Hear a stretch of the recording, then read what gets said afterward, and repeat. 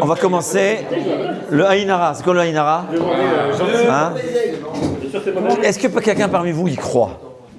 Ouais. Mais est-ce que tu crois au mauvais oeil? Ouais. Toi, tu y crois? Ah oui.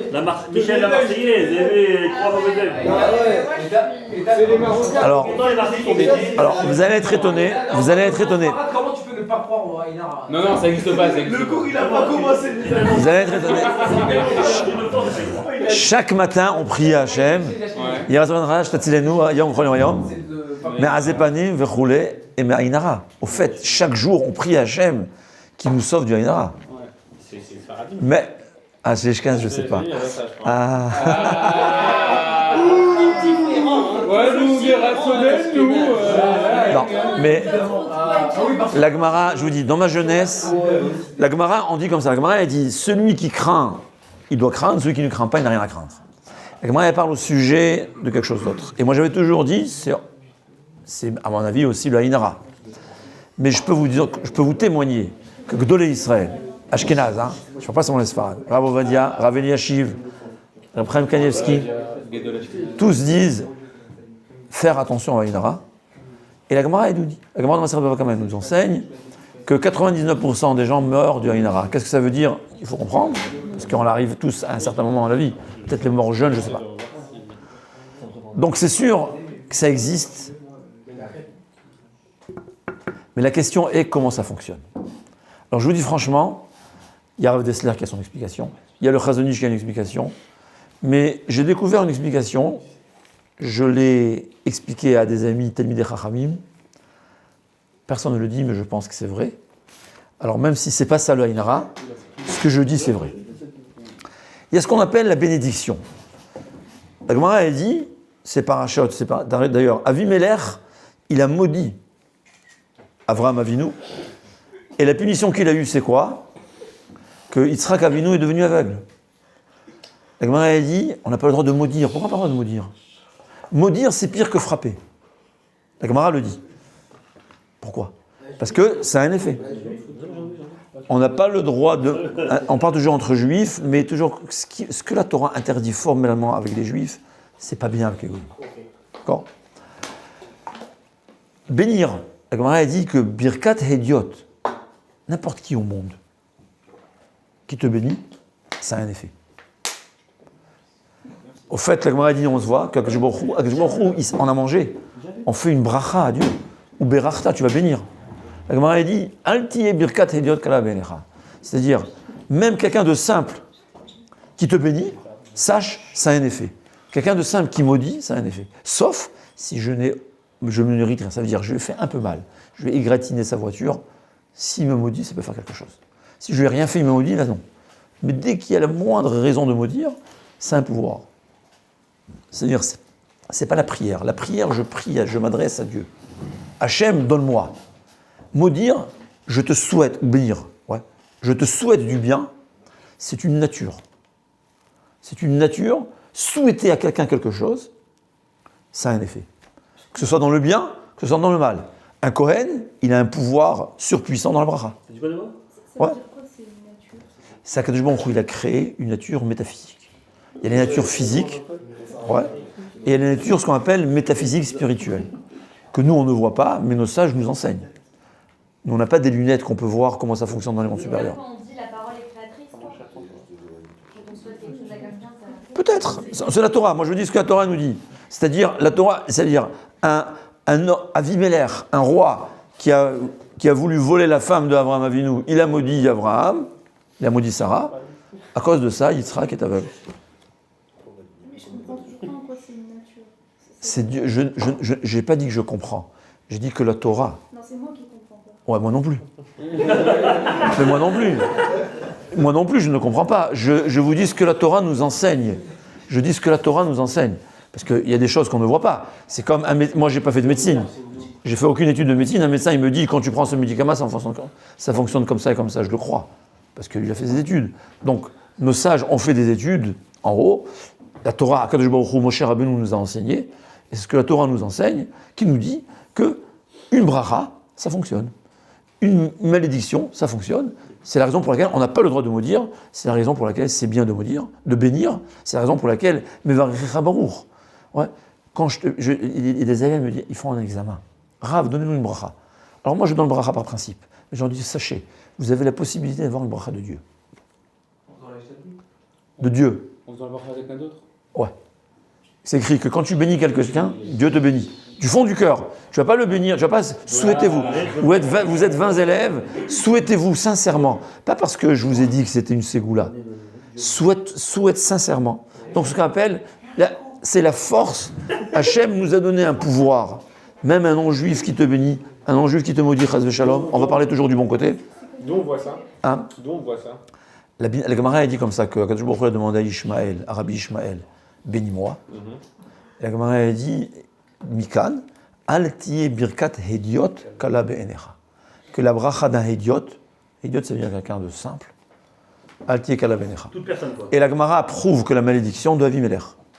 Qu'Avimelech qui a maudit Sarah, il a eu un malheur pareil, que Yitzhak Avinu est devenu aveugle, bien qu'il y a d'autres raisons, parce qu'on voit que toujours. C'est-à-dire, ça peut des fois déclencher. En tout cas, on voit que c'est un pouvoir. Je vous demande une question. Bénir dans le cœur, ça vaut quelque chose? Ouais.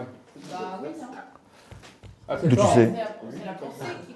Alors, Ça se trouve, c'est la parole. alors, moi, je vous dis franchement, moi, là, je vous dis, moi, pour moi, la Torah, c'est la vérité. Je recherche dans la Torah. Dans la Torah, c'est écrit. Ouais, c'est vrai. La Torah nous enseigne qu'on peut même bénir dans le cœur, on peut souhaiter dans le cœur, on peut même maudire dans le cœur. Et d'où on sait ça? La Gemara dit que Bilham a voulu nous maudire. Mais Dieu a, on a dit, il a transformé sa langue. Dieu, c'était, comment ça s'appelle? Il a contrôlé son cerveau et il a parlé ce que Dieu voulait. Mais étant donné que dans son cœur, il a voulu nous maudire,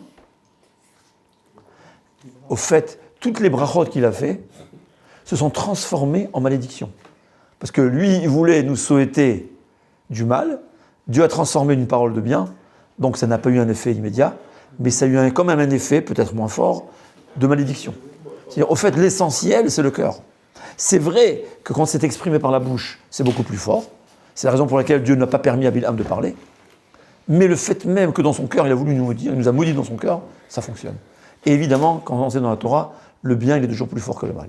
C'est-à-dire, si maudire dans le cœur, ça a servi, alors que c'est-à-dire, dans sa bouche, il a dit une bénédiction, dans son cœur, il a dit une malédiction. Ce qui s'est accompli, c'est la malédiction.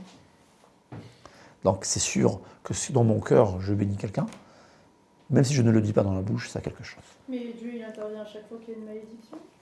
C'est-à-dire C'est-à-dire là, il intervient, mais par exemple, Yaakov qui maudit la personne qui a volé les idoles de son groupe. Non, pas toujours. Il y a des cas oui, des cas non.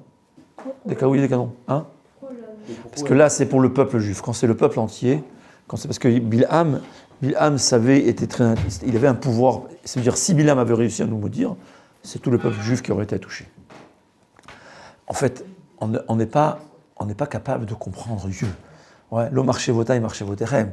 Comme je dis, Dieu, il est des milliards de fois plus intelligent qu'Einstein. Donc, on a un peu de difficulté à le comprendre. On essaye de décrire ce que la Torah nous enseigne. On étudie. On a des fois de la chance de comprendre un peu. Ce que je veux dire, au fait, c'est bénir. Ce que je pense. Le Aïn Hara, le mauvais œil, c'est un pincement au cœur. Il a acheté une nouvelle voiture, ça m'embête. Quand on est mauvais, et on a des fois du mal à se l'avouer. Mais au fond, c'est peut-être quelque chose des fois même inconscient. On est embêté que lui, il a quelque chose que moi, j'ai pas. On est jaloux. Mais pas la jalousie qui me provoque à moi de travailler, une jalousie qui me dit, mais c'est dommage que lui, là, j'aurais préféré qu'il n'a pas. C'est quoi le Hénara, juste? C'est ce que j'explique. Ça, c'est de la jalousie, ça. C'est provient, le mauvais œil, c'est cette sensation que j'aurais préféré qu'il n'a pas. C'est pas de la jalousie? C'est le résultat de la jalousie. C'est pour cela que la Gemara nous dit, il y a les élèves de Bilham ont le mauvais œil, les élèves d'Abraham Avinu, ils ont Aïn Tova, un bon œil. Il y a aussi l'inverse. Aaron HaKohen. Moshe Rabbeinu ne voulait pas venir en Égypte. Pourquoi? Aaron HaKohen, son frère, était le chef dirigeant du peuple juif. Il a dit à Kadosh Baruch Hu, si je viens, je vais le vexer. Et dans la tradition juive, dans la tradition de nombre des yeshivot, le Mashiach ne viendra pas si on va vexer quelqu'un, s'il devra vexer une personne. Alors, Volbe, il raconte une histoire que Eliyahu Hanavi, Eliyahu Hanavi a rencontré le Harizal, il lui a dit, viens, on va maintenant amener le Mashiach. Il lui a dit, je dois avertir ma femme que je retarde, que je m'attarde. Il est parti avertir sa femme, il revient, Eliyahu Hanavi, on a passé le temps. Comme dira Volbe, il n'a pas regretté, parce que c'est ce qu'il faut faire. On n'a pas le droit de vexer. Donc Abraham, mon cher Rabbeinu, il dit à Kadosh Baruch Hu, je ne peux pas, je vais vexer. Qu'est-ce que Kadosh Baruch Hu lui répond? Vera achav et samar belibo. Il te verra, il sera réjoui dans son cœur. Ça veut dire, il avait de la joie que son frère réussisse, même à son détriment. C'est ce qu'on appelle le bon œil. C'est des gdolim. Rav Shlomo Zalman Auerbach, un ami l'a invité pour une inauguration. Il est parti voir, il a visité toute la maison. Il dit, Rav, qu'est-ce que tu fais? Il dit, moi j'ai un bon œil. Là où je regarde, il y aura la bracha. C'est une qualité de caractère, c'est l'inverse. Il y a celui que quand il voit chez l'autre quelque chose que lui il n'a pas, ça l'embête. Et dans son cœur, c'est inconscient. Il aurait préféré que non. Et il y a celui que quand il voit l'autre, il est encore plus joyeux que si lui l'avait. C'était ça, on a connu. C'est Big du Château Chalaronne. Les Kohanim, ils ont une sainteté. Il n'aime pas que je dis ça. Ils ont une sainteté, tu sais ça. Les Kohanim, ils ont une sainteté supérieure du peuple juif. Au peuple juif. Pourquoi? Ils ont hérité de Aaron, qui avait un cœur. Il avait un cœur pur. Un cœur pur, qu'au point où il a vu quelqu'un d'autre prendre sa place, il est joyeux. C'est pour ça qu'il y a eu le Choshen. 12 pièces, 12 pierres précieuses sur son cœur. Parce qu'il avait un cœur parfait. Au point où toute sa descendance, ils ont une sainteté innée qu'on n'a pas, que nous on n'a pas. C'était ça, on a connu, c'est le bon œil. C'est-à-dire, au fait, quelqu'un qui a un bon œil, il voit chez quelqu'un quelque chose de bien, waouh, je te souhaite, dans son cœur, il lui souhaite que ça marche bien, il souhaite qu'il soit heureux, il souhaite que ça réussisse. Le mauvais œil, je ne veux pas dire c'est quoi. Alors c'est vrai que c'est pour cela. Le mauvais œil fonctionne bien chez ceux qui sont mauvais. Ouais. Plus la personne est mauvaise, plus ce mauvais œil fonctionnera. Et quelqu'un qui est bon, plus on est bon, plus ce bon œil fonctionnera. Parce que de son cœur, il aura une volonté beaucoup plus puissante que celui qui a moins de bon œil. Et c'est ça la bracha. Rabbi Ben Zion Abba Shaul, c'est évident. Rabbi Ben Zion Abba Shaul, quelqu'un lui a dit, Rav, comment vos brachot s'accomplissent? Il lui a dit, sache, si tu aimais les juifs comme moi j'aime, tes brachot se seraient accomplis exactement comme moi. C'est-à-dire, la bracha, l'essentiel dans une bracha, c'est vrai qu'il faut une bouche pure, parce qu'une bouche sale, les paroles sont un peu embêtées. Mais 99% de la bracha, c'est combien dans ton cœur tu bénis quelqu'un. Combien tu veux. Vous parlez de la personne ou l'instant où la personne souhaite? Peu importe. C'est en général, on ne peut pas se changer. On peut des fois, quelqu'un qui est bon en général, il peut accentuer sa bonté à un moment. Mais quelqu'un qui est mauvais, tout d'un coup, il ne pourra pas être bon. On ne peut pas grimper en une seconde de 0 à 100. Non, pas une seconde, mais il y a des souhaits qui sont sincères. D'accord? C'est pour cela que le Péléloetz nous dit que la meilleure bracha qu'on peut avoir, c'est qui? Son père. Parce que ton père, c'est quelqu'un qui te bénit du fond de son cœur. C'est très important la bracha d'un père. Parce que le père, même si c'est le plus grand, même s'il est mauvais et il n'a béni personne au monde, son fils, il va le bénir du fond de son cœur. C'est le Péléloetz. Ça vient du fond du cœur. Alors pourquoi on appelle ça l'œil? Parce qu'il faut savoir, pour bénir, il faut voir. Donc c'est ça, c'est la paracha de Yaakov Avinu, que Yaakov Avinu ne pouvait pas voir. Donc il a demandé de l'embrasser, de l'enlacer. Dit le Sforno, ou Yitzhak Avinu, pour pouvoir bénir, il a eu besoin d'un repas. Dit le Sforno, quand tu vois, la vue, ça crée une liaison qui peut permettre la bénédiction. Mais quand je ne peux pas voir, comme Yitzhak Avinu, il avait besoin d'un lien différent, manger. Yaakov Avinu a besoin d'enlacer ses petits enfants. Mais voir, ça le haïnera. Je vois quelque chose, chas v'shalom, ça l'embête, c'est un peu, tout dépend du niveau de combien il est mauvais, ça, un mauvais souhait. Et l'inverse, et on peut s'y habituer. Tov aïn hu yevorach. La Gemara dit, celui qui a un bon œil, il est béni. La Gemara dit, hu yevarer, celui qui me donne le béni. C'est-à-dire, quand tu as un bon œil, tu veux le bien des autres, tu peux bénir, tes bénédictions s'accomplissent. C'est ça la force de la bénédiction. Maintenant, une bénédiction dans le cœur. Je vois. Moi, j'ai toujours, tu vois quelque chose, tu vois quelqu'un qui a une nouvelle voiture, des fois, on a bénis-le dans ton cœur. Souhaite-le bien.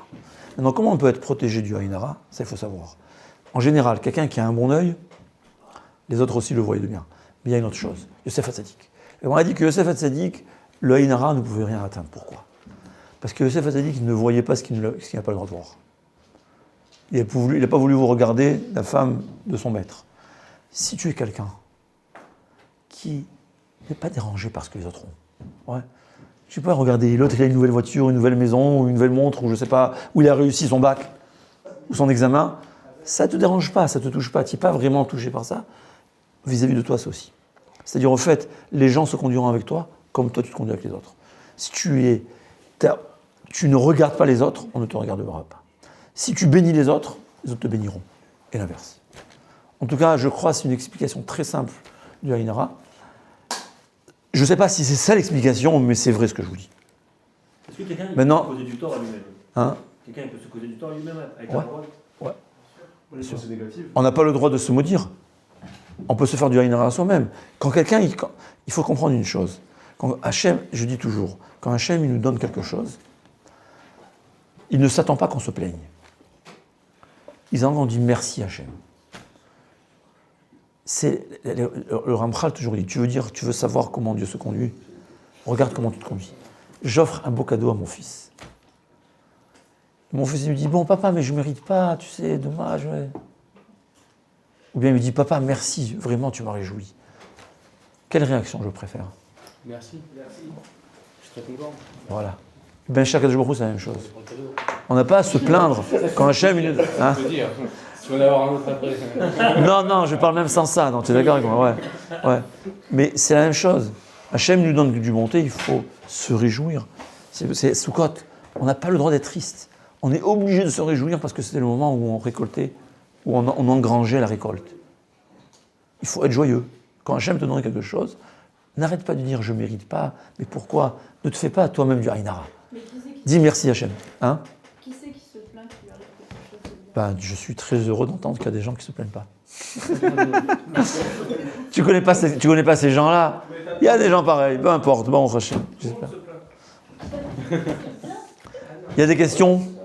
Ouais, Ethan, il m'a pas dit. Ouais, des trucs bizarres de Aïn Hara, là, c'est typico.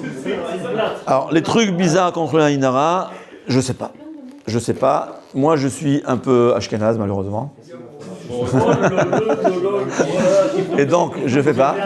Il y a la seule chose que je fais, il y a 7 psukim qui commencent par Noun, qui terminent par Noun. C'est une ségoula de Divrei Torah. Ça, je suis sûr que ça fonctionne. Et la meilleure ségoula, c'est que je m'entraîne à avoir un bon œil.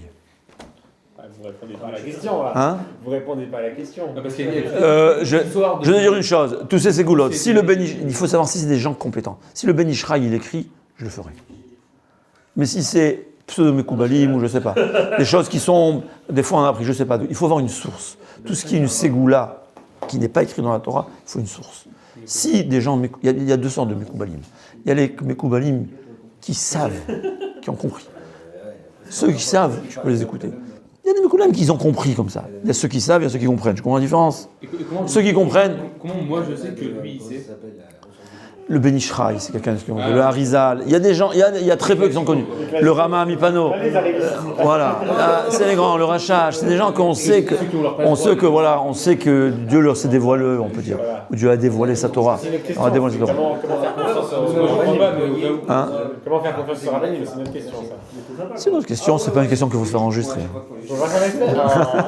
En plus, ça va Est-ce que, par exemple, dans le cadre pas de la jalousie, on sait que la jalousie, c'est